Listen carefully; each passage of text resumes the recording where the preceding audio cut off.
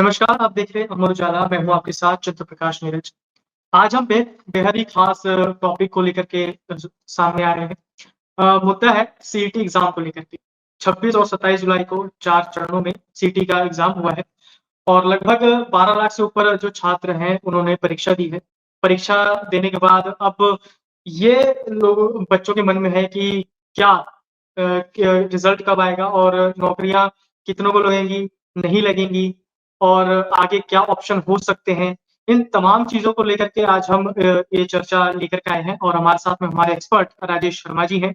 उनसे हम जानेंगे कि सीईटी एग्ज़ाम को लेकर के जो बच्चों के मन में और जो कुछ सवाल है, जो हमारे ज़रिए हम उनसे पूछेंगे और हमारे साथ ही गौरव त्रिपाठी जी भी हमारे साथ में मौजूद हैं और साथ में हमारे साथ में आशीष वर्मा जी हमारे साथ में हैं और उसी के साथ हमारे साथी अरुण शर्मा जी भी हमारे साथ में हैं। तो अब हम चर्चा शुरू करेंगे राजेश शर्मा जी से कि क्या कुछ रहने वाला है। सबसे पहले हम गौरव सर से शुरुआत करेंगे। गौरव सर, अभी जो सीईटी का एग्ज़ाम हुआ है, ये आपने देखा कि लगभग 13 लाख के आस-पास जो बच्चे हैं, उन्होंने एग्ज़ाम दिया। लेकिन पर एक सवाल ये उठ जाता है कि 13 के 13 लाख बच्चों को तो मिलेगी नहीं नौकरी, जी। कुछ हज़ार को ही मिल पाएगी और साथ में सरकार ने ये भी है कि 3 साल तक उस नतीजे का मान्यता भी रहेगी। लेकिन पर क्या इसमें और हो सकता है, मतलब सरकार ने और क्या कुछ आगे सोचा होगा या मतलब कि 13 लाख बच्चों ने तो दे दिया एग्ज़ाम, अब सरकार इन सबको पूरा कैसे करेगी? देखिए, सरकारी भर्तियाँ जो अगले 3 साल तक निकाली जाएँगी, वो इसी सीईटी परिणाम के माध्यम से उनकी भर्तियाँ होंगी। जैसा कि सरकार ने कहा हुआ है, क्योंकि ये सीईटी का जो स्कोर है, वो 3 साल तक के लिए मान्य है।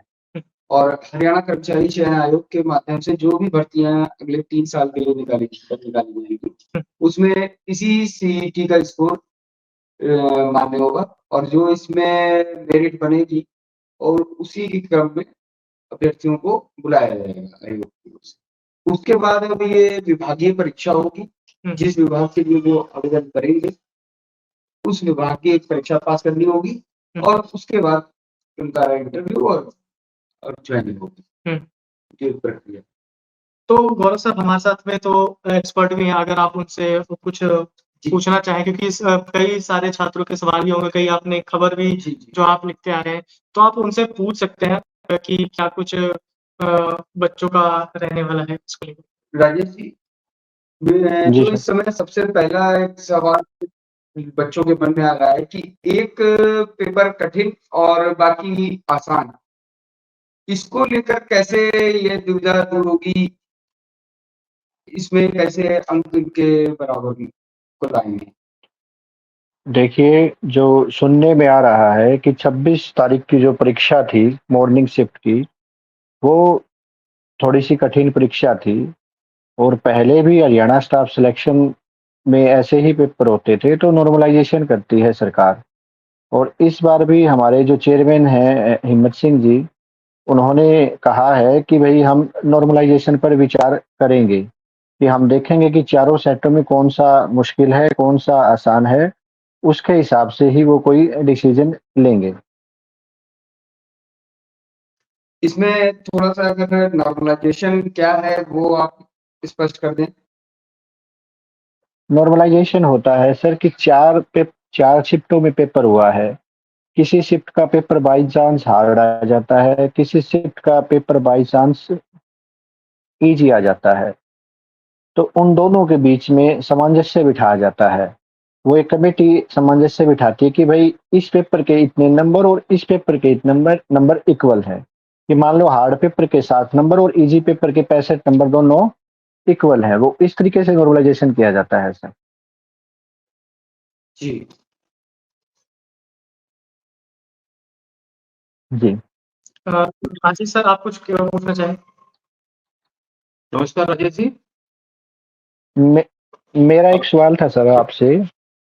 नमस्कार सर जी। मेरा एक छोटा-सा सवाल था आपसे।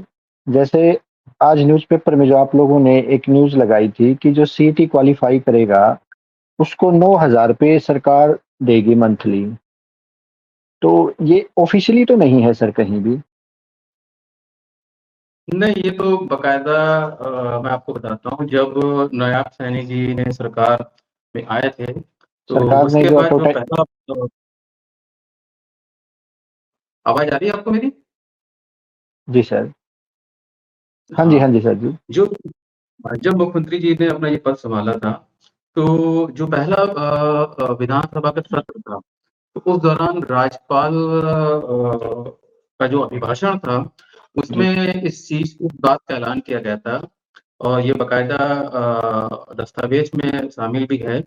सरकार की घोषणा थी कि जो भी सीईटी पास करेंगे और अगर उनको नौकरी नहीं लगती है, तो 2 साल तक सरकार की ओर से उन्हें ₹9,000 महीना दिया जाएगा। ठीक है सर तो जी। एडवर्टाइज़मेंट में नहीं था ना ये? नहीं, नहीं, ये एडवर्टाइज़मेंट तो में नहीं था। अब लेकिन सवाल ये है कि सरकार हुँ, क्या सभी को देती है या फिर कोई ऐसा फ़ॉर्मूला निकालती है कि किन-किन बच्चों को दिया जाएगा और इसका क्राइटेरिया क्या रहेगा, ये तो अभी बात की बात है। मैं आपसे जो सीटी से संबंधित सवाल पूछना चाहता था, सवाल ये है कि आपने जैसे कहा कि 26 तारीख का जो पेपर है, वो टफ़ रहा है। लेकिन कुछ बच्चों का ये भी कहना था कि जो 27 तारीख वो में स शाम की शिफ्ट में जो पेपर हुआ है, वो भी टफ़ आया था पेपर। हाँ जी, हाँ जी। तो आप बता तो सकते हैं कि क्या उसके लिए सर ये लोग सरकार क्या करती है? सरकार को यदि हरियाणा स्टाफ सिलेक्शन को लगेगा तो वो एक कमेटी बनाती है सर, वो रिव्यू देखती है कि जो चारों सेट आए थे कौन सा पेपर डिफिकल्ट था और कौन सा इजी था। उसके बाद वो उस पर डिसीजन लेकर नॉर्मलाइजेशन करते हैं कि मान लिया कि हमने 26 तारीख मॉर्निंग का पेपर इन तीनों पेपरों के कंपैरिजन में थोड़ा सा टफ था, तो फिर उसके ऊपर वो कमेटी डिसीजन लेती है कि भाई कितना टफ था, कितने नंबर को इनको हम ऐड करें और कितने दूसरों से हम कम करें। एक सवाल ये भी बार-बार पूछा जा रहा है कि कितना कट ऑफ जाएगा? कुछ अंदाज़ा बता सकते हैं आप? नहीं सर, इस बारे में कोई आइडिया नहीं है कट ऑफ का, तो क्योंकि 13 लाख बच्चों ने एग्ज़ाम दिया है और 13 लाख बच्चों में आपको और हमें नहीं पता कि किस बच्चे का पेपर कैसा हुआ है। हम 10 से 15 बच्चों का पेपर बता सकते हैं, 20 बच्चों का पेपर बता सकते हैं। 13 लाख बच्चों से हम आइडिया नहीं ले सकते कि किसका पेपर कैसा हुआ है, और कट ऑफ तो सर इसमें कट ऑफ का तो कोई इश्यू ही नहीं है। इसमें तो क्वालीफाइंग मार्क्स हैं सर। कट ऑफ तो अच्छा, जॉब पे जाएगी ना सर। इसमें तो ठीक है, क्वालीफाई है, ये तो भाई इतने नंबर आ गए तो क्वालीफाई हो जाएगा। ठीक है। और एक सवाल और मेरा है कि इसमें क्या रिज़र्वेशन लागू होगा सीईटी में? रिजर्वेशन तो है ही सर। अच्छा, किसको कितना हुँ। परसेंटेज मार्क लाना पड़ेगा? सर जो एससी कैटेगरी है उसको 40% और जनरल को 50% सर। और ये पिछड़े वर्ग के जो बच्चे हैं? उसको भी शायद 50% ही है सर। ठीक है। एक सर मेरा और भी सवाल है कि कुछ बच्चों का ये था कि ग्रुप सी में किस प्रकार की नौकरियाँ आती हैं? ग्रुप सी में सर क्लरिकल से लेके टैक्स इंस्पेक्टर तक की नौकरी आती है। Excise tax inspector, sub inspector, Haryana police, labour inspector, patwari, ग्राम सचिव और जितने भी क्लरिकल हैं वो सब सर। ठीक है। हमारे साथ में अरुण शर्मा जी भी हमारे साथ में हैं, वो भी आपसे कुछ सवाल पूछना चाहेंगे। तो और मैं आपकी अरुण जी से बात करवाता हूँ कि उनका क्या कुछ सवाल है, उनसे जानेंगे हम।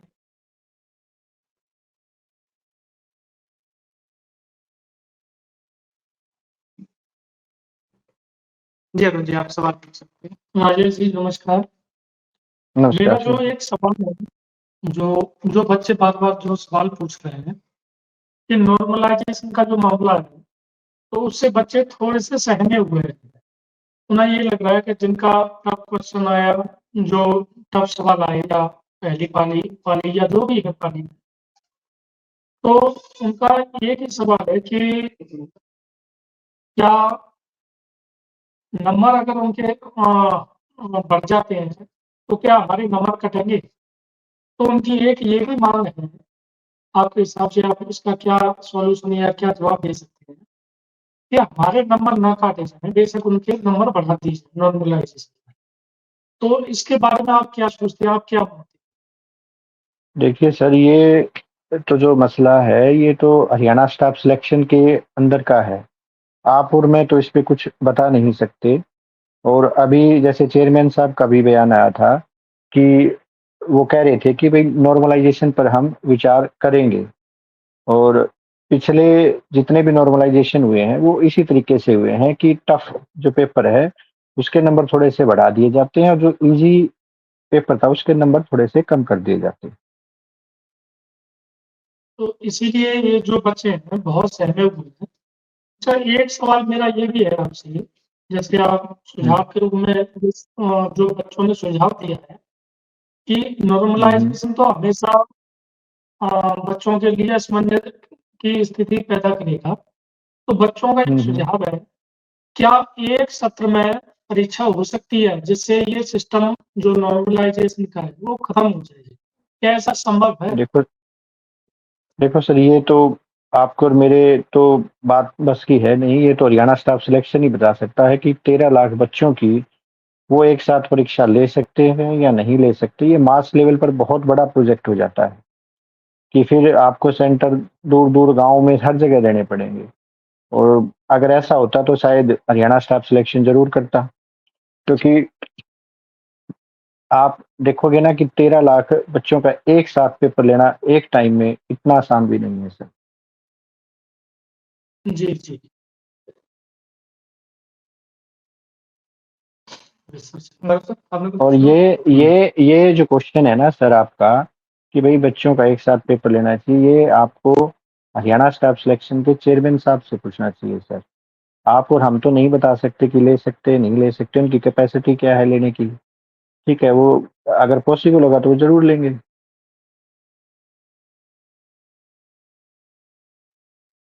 ठीक है।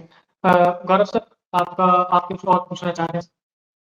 जी, राजेश जी, मेरा एक सवाल है कि जैसा कि अभी शुरुआत में मैंने बताया हुआ था, सीईटी के पास करने के बाद की प्रक्रिया क्या है, ये थोड़ा स्पष्ट कर देंगे? सर सीईटी के बाद पास करने के बाद वैकेंसियाँ निकलेंगी और उन वैकेंसियों में 10 गुना कैंडिडेट को बुलाने का प्रावधान है अभी तक, कि जितनी वैकेंसियाँ निकलेंगी उससे 10 गुना ज़्यादा कैंडिडेट को दोबारा बुलाया जाएगा सर।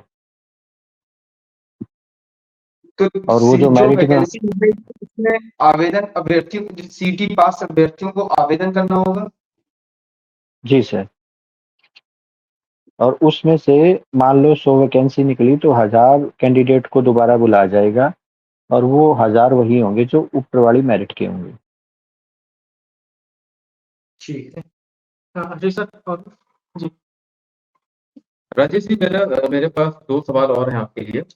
एक सवाल ये है कि अभी आज हिम्मत सिंह जी ने घोषणा की है कि हम ग्रुप डी की का जो सीईटी है वो बहुत जल्द शुरू करने वाले हैं।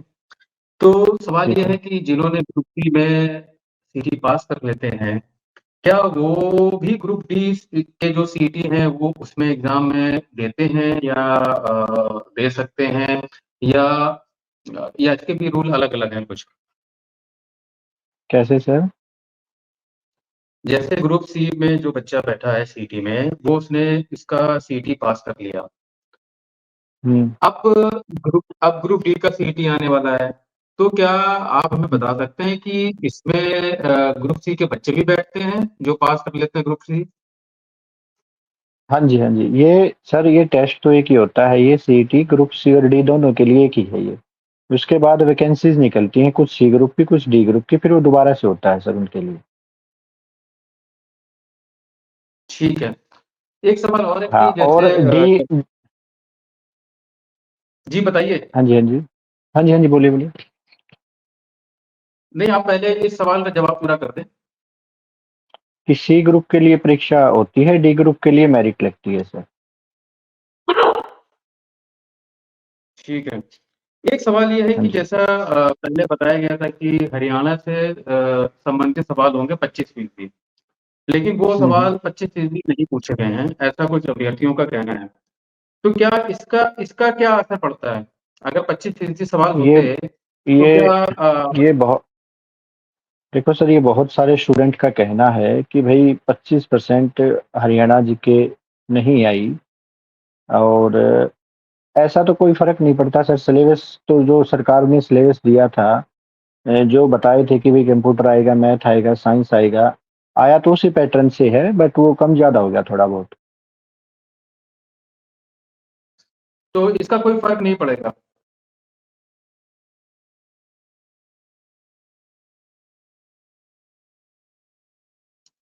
ठीक है। जो सिलेबस बताया था उससे बाहर हो, वो कम ज़्यादा हो गया थोड़ा बहुत, ऊपर-नीचे। हेलो? हाँ जी, हाँ जी। जी। अरुण जी, आप क्या पूछना चाहते हैं? राजेश जी, जैसे कि आप बच्चों से भी रूबरू होते हैं और एक बच्चों का एक इस बार ये भी परेशानी आई बच्चों को परीक्षा में, जो सीईटी के एग्ज़ाम में इस बार नया प्रयोग किया गया था। ये दूसरा सीईटी दूसरी बार हुआ था। तो एक नया प्रयोग ये था कि जैसे पहले जो आते थे, वो सीरियल वाइज़ आते थे सवाल। जैसे इंग्लिश, हिंदी, मैथ, हरियाणा के जो जीके के सवाल हैं।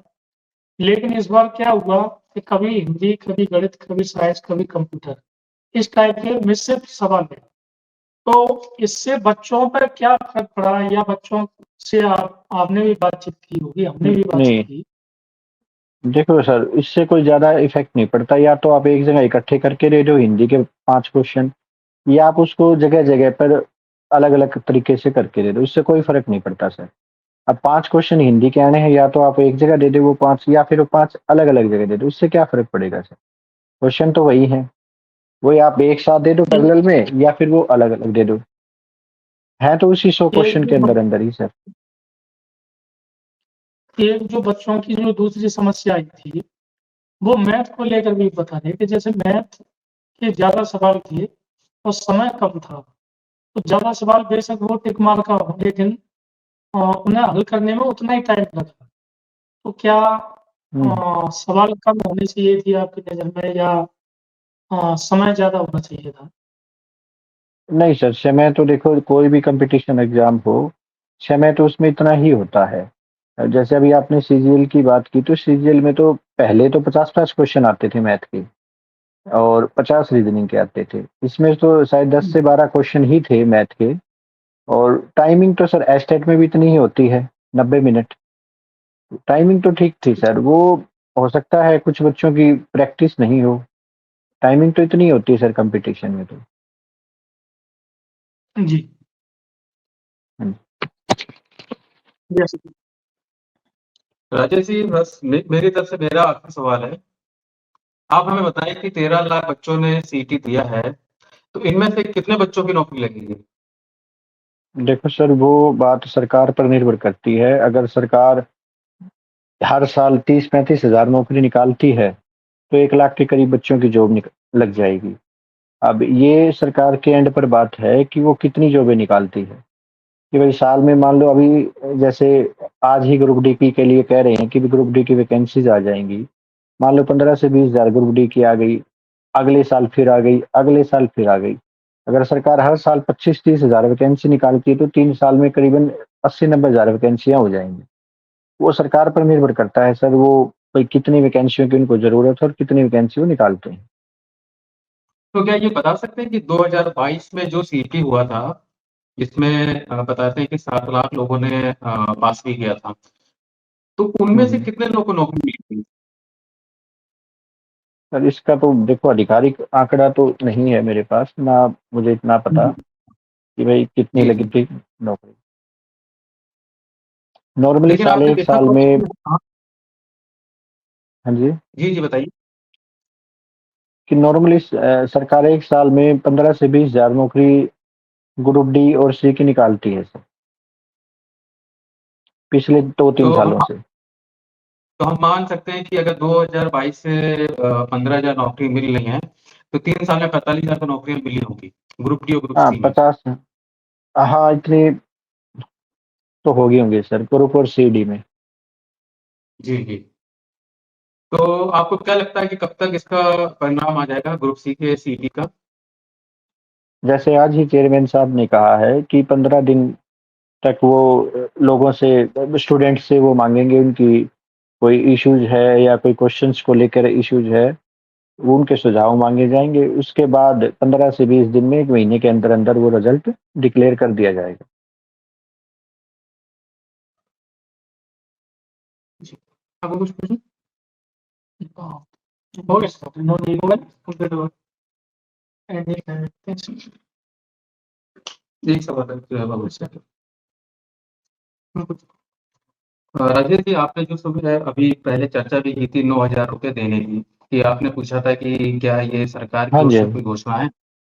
तो अगर हम मान लेते हैं कि सरकार अपने वादे पे खरी उतरती है और हर बच्चे को वो 9,000 रुपए देती है, तो ये कितनी बड़ी राहत होगी?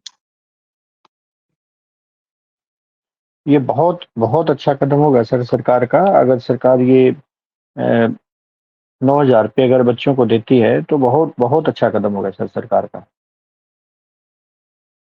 ओके। क्योंकि इस सरकार अगर आप सरकार को देखोगे कि जो सीईटी था, वो एक त्योहार की तरह चला था अभी, कि हर जगह, मतलब आपने भी देखा होगा पत्रकार होने के नाते, कि हर जगह लोगों ने लंगर लगा रखे थे। रहने की जी, जी। व्यवस्था के लिए बहुत सारी सोसाइटीज़ ने या धार्मिक स्थानों में ने बहुत अच्छा योगदान दिया था, और 13 लाख बच्चों की परीक्षा हुई। कहीं भी कोई भी आपको हिंसा की या नकल की कोई घटना नहीं सुनाई दी। मेरे ख्याल से ऐसा पहली बार ही हुआ होगा कि 13 लाख बच्चों ने परीक्षा दी, लगभग 90% बच्चों ने परीक्षा दी, और इतना सफल आयोजन हुआ है। एक मेरा और सवाल है, आखिरी सवाल है और हुँ, हुँ। कि ये तो बात रही सीईटी की, कि हाँ सीईटी की परीक्षा हुई और सीईटी दिया, और आप जैसा बता ही रहे हैं कि जो टॉपर होंगे उन्हीं लोग ही नौकरी हासिल कर पाएँगे। तो सीईटी के अलावा और क्या ऑप्शन है बच्चों के पास? क्या करना चाहिए? आपकी तरफ से क्या सलाह है? सीईटी के अलावा सर आप एसएससी में फाइट कर सकते हो, सीजीएल में फाइट कर सकते हो, आर्मी की वैकेंसी आती है, दिल्ली पुलिस की आती है सर, बीएसएफ की आती है, रेलवे की आती है, बैंकिंग की आती है। तो सबसे ज़्यादा तो रेलवे कुल में मिला आती है, बैंकिंग में आती है सर, दिल्ली पुलिस की आती है, कुल और मिला के हरियाणा के अगर अब किसी बहुत सारे। जी, जी। मतलब कुल मिला के कि निराश होने की ज़रूरत नहीं है, सीईटी के आगे भी बिल्कुल बहुत बड़ा निराश होने जहान की है। ज़रूरत नहीं है। हाँ जी, हाँ जी। अब तो हमारे जी, बच्चे राजस्थान में भी जॉब लग रहे हैं, कि इस सरकार ने एक नया सिनेरियो क्या कर दिया कि हर बच्चा आपको पढ़ता हुआ दिखाई देगा, लाइब्रेरी में जाता हुआ। तो कोई राजस्थान में लग रहा है जॉब, कोई दिल्ली में लग रहा है, दिल्ली पुलिस में, आर्मी में, एयर फोर्स में, नेवी में, रेलवे में, बैंकिंग में। तो सभी का सिलेबस लगभग एक जैसा ही होता है, तो कॉम्पिटिशन चलता हुँ। रहता है सर। तो आप जैसे कह रहे हैं कि सरकार ने माहौल बना दिया, कैसा माहौल बनाया है ये? मतलब आपकी नज़र में क्या लगता है? क्या किया है सरकार सर ने? आप कहीं भी जाके देखोगे, आप किसी भी शहर में लाइब्रेरी है, वहाँ पर आप जाके देखोगे, भरी पड़ी हैं, बच्चे पढ़ते रहते हैं।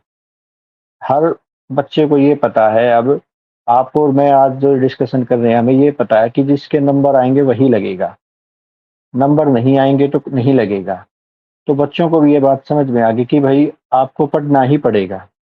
और आज आप देखोगे कि हर जगह, चारों तरफ, गाँव में भी लाइब्रेरियाँ खुल गई हैं, इवन शहर में तो थी, एक पढ़ाई का जी, जी। एनवायरनमेंट क्रिएट हो गया है।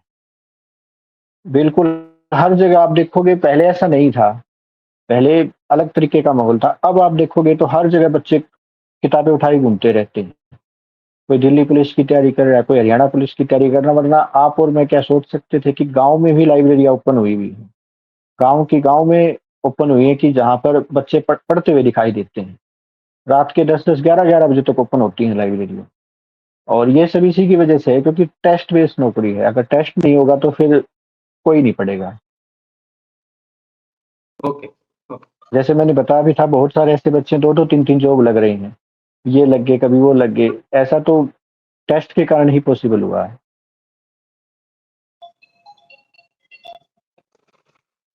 राजेश जी, मेरा भी ये लास्ट सवाल है कि जैसे अ, आयोग की तरफ से दावे आपत्तियां मांगे जाएंगे किसी सवाल पर अगर डाउट है तो तो बच्चे उसमें क्या सावधानी बरतें?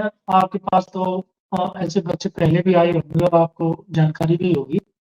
और क्या प्रक्रिया रहती है दावे आपत्तियों की? क्या सर? सॉरी?